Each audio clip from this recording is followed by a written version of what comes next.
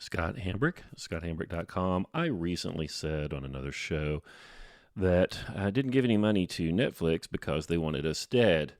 And a bunch of spurgs and retards said, "Oh, they're not trying to take your life. This tinfoil hat wearing conspiracy stuff is just too much." So I thought I would explain myself. I believe that insofar as we interact with the world and use our rationality and think and create, then we're living. Aristotle tells us we're the rational animal, and through that rational activity, that's how we express our humanity, I think. When we think and when we create, when we decide and when we judge, we're human. And when we're being human, we're alive.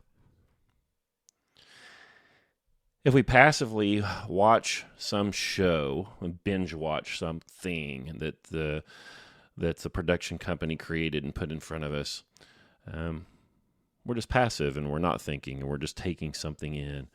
And we're not living. At least you're not living the way I do.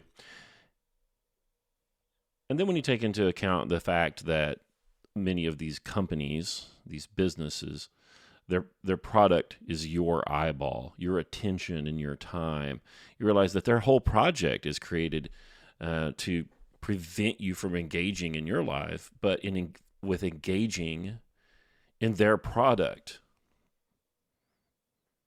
Viewership is what they want, whether it's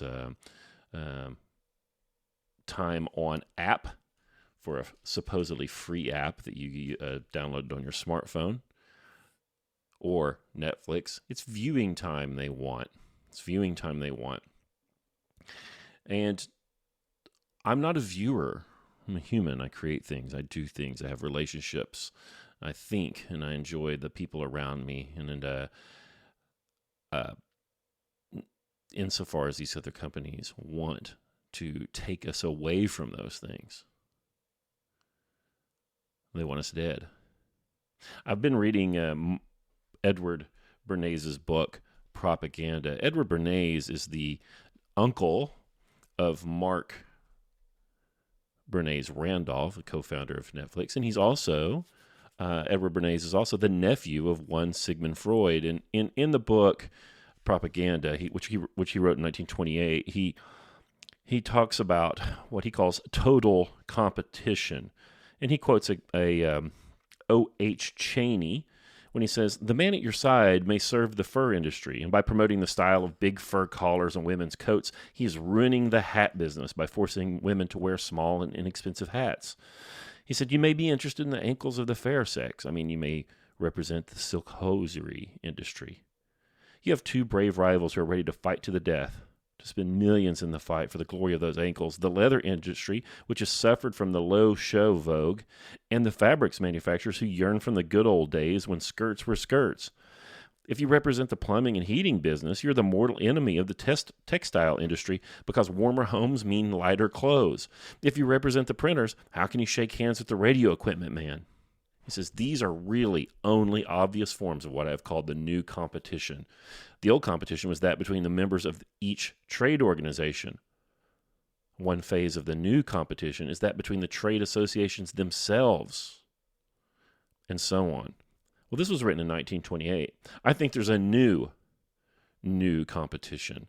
And rather than all of these different industries competing with each other, for example, the heating oil and natural gas heating energy industry competing with the textile energy, because, if the house is warmer, you don't have to wear a sweater indoors, so they don't get to sell as many sweaters.